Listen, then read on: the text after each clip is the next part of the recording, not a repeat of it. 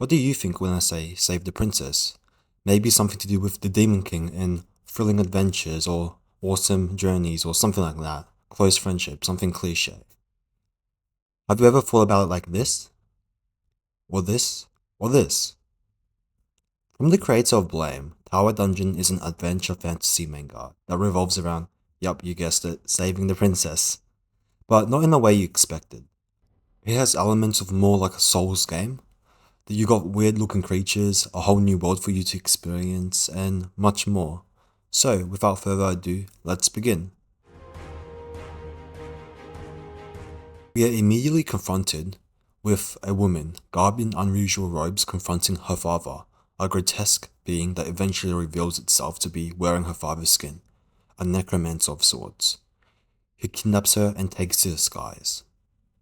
The scene then cuts to Yuva, a young black-haired man, a country bumpkin, who is pretty ordinary looking, and is currently in the middle of feeding some weird-looking birds. His sister, Hunapa, points to a shape in the sky, possibly the Dragon Tower, a mysterious tower where the princess resides, on the top floor, and where the soldiers of the kingdom valiantly try to climb, but are currently unable to do so. Yuva eventually agrees to be conscripted into the army, and he is then recruited after the soldiers witness him carrying a huge rock with ease. He, along with 3 other members of the royal guard, are tasked to defeat the monster lurking on the 50th floor. Armed with barrels of salt, his wide-brimmed iron helmet, the party set off to conquer the floors. They battle with undeads and huge humanoid figures in hulking armor, before eventually reaching the giant Chimus ant, a truly grotesque creature, humanoid in appearance yet also inhuman. As the crew gets swatted away like flies, and on the cusp of defeat, Yuva decides to jump, throwing the bag of salt on the creature. With a severely weakened creature on its knees before him, he prepares to deal the finishing blow, but is suddenly interrupted by the appearance of the necromancer, with the princess in tow. As the sorcerer proposes a deal, we can see Yuva grasp the sword firmly, and with their cries falling on his deaf ears, he plunges the sword down, killing the creature. A stone is dropped, seemingly valuable, as the sorcerer bargains with Yuva, stating that if he were to climb to its 100th floor and give him this artifact, then the princess is theirs. As the rest of the royal guard is introduced, and another attempt to climb the tower ultimately fails, courtesy of the half-dead dragon on the 80th floor, a royal decree is imposed by the royal parliament, the withdrawal of its royal guard battalion, and the subsequent attempt to rescue the princess. In a message addressed to Captain Invincible, the younger sister of the now dead king, the kingdom is running amok, with fear and disorder becoming widespread. Furthermore, claims to succeed the throne have already begun, and without the second in line, Minsabel herself, the kingdom could ultimately collapse. So the choice is made. The troops retreat. Minsabel farewells her niece, a person that is like a daughter to her. But not all hope is lost. A request is made, and so the 3, now of the newly formed 7th squad, is tasked to climb the tower to save the princess. Lilianoleda, Eliquo, and Yuva go forth, for an arduous journey awaits you. With only 10 translated chapters as of now, many characters that we see are more often than not still unknown to us.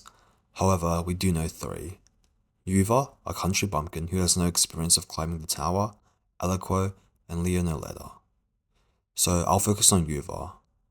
In many of the panels that we see him, he has a clueless and puzzled expression on his face. This is befitting of him, as we consider his background.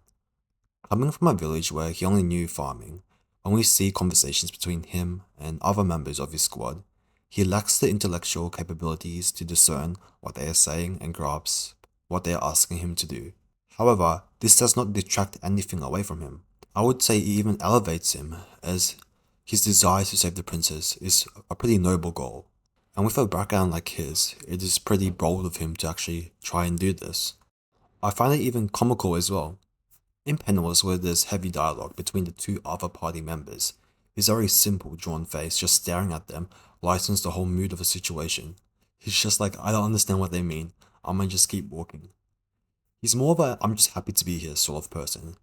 He even reinforces this point by pointing out that Eliquo is very smart, and people that reside in the capital all follow this general trend. He's just, happy to be in their company, and maybe happy to experience something new other than farming life. And I like how he's self-aware of the fact that he's not as smart and just simply goes along with it rather than getting caught up in all this mess of emotions and stuff like that. His interactions with, I would say, the female lead, Lilison, are pretty funny. He can be very blunt, having no trouble saying what's on his mind and in his head. This makes for some very amusing situations. Often, it's him stating the truth and her freaking out over it. The facial expressions on these characters kinda remind me of Chainsaw Man. I'm not sure why. There's a lot of humor that lightens up the grim reality of what these people are doing and where they are, and what their goal is. It's nice. His natural strength makes for some very interesting encounters with foes. In the battle where they are ambushed by old members of the Royal Guard Battalion, we think it's all over. Yuva is sent off the edge, Lucen and Aliquo are bound up in ropes and beaten, and the dragon slaying weapon is stolen. These men make a very interesting statement right now that maybe foreshadows corruption within the parliament, or of a higher power trying to do their best to ensure that the princess is not saved or something, because someone or something put them up to the task of stealing the weapon, and these men, fearful of Aliquo's loyalty to the parliament and hence his subsequent understanding of the truth, decide not to speak, as seen in these panels. When all hope is lost, guess who makes their entrance? You guessed it? Yup, it's Yuva. I mean, look at the facial expressions on each of their faces. They just look so confused. Like, how is the guy who fell so far down still even alive? And attributing this bizarre case as him being turned into an undead, the archer shoots an arrow and meets a brick straight to the face, and his face is like literally sheared off. It's kind of crazy. Taking advantage of this confusion, Lisan casts a spell, igniting the earrings and causing disarray amongst the group, and Yuva straight up confronts the swordsman barehanded and just bodies him into the wall. Hangs an arrow to the shoulder, rips it out and stabs the archer with it, then pushes him off. This guy is pretty, intense. And I think that sums up Yuva, to be honest. I won't speak much more on any of the characters, as I want you guys to formulate your own opinions about them. But Yuva's a pretty, significant character, I would say. I love the world building of Tower Dungeon. I mean, some of the panels here really capture the expanse of the world. The mysterious dragon's tower, its size and grandeur that dwarfs its inhabitants, is eerily breathtaking. There's a sense of wrongness that can be clearly visualized, I guess, because after all, how does a tower so immense like this just suddenly appear out of nowhere? And filled with dark creatures, unexplained treasures, and now residing the mysterious necromancer. I just wonder, how does it all connect? Following on, the characters we meet and their backgrounds serve as a basis towards understanding the hierarchy of the world. We meet the parliament, a government of sorts that acts as an authoritative power across the nation. We also know of Draco Metamorphs, the king being the strongest and his younger sister, Princess Minsubel. We also learn of other races, the Niabirian, the Cat People, and the infamous Drilling faction. We also meet more Draco Metamorphs, specifically the Marquis Karash, who's shrouded in dark rumors such as sucking the life out of people to retain his youth and vitality. When he meets Funapa and attacks her, exclaiming that she smells exquisite, he tastes her blood, and a growing look of realization appears on his face. This perhaps foreshadows that Funapa and Yuva are descended from someone of great importance, and it's just really fascinating to watch the whole story unfold. There's this sense of ambivalence throughout the entirety of the manga. The audience is never sure what is going to happen. We always have to question everything. How did the tower get here? Who is the necromancer who killed the king? What is the parliament and their roles? What are those creatures residing in the tower?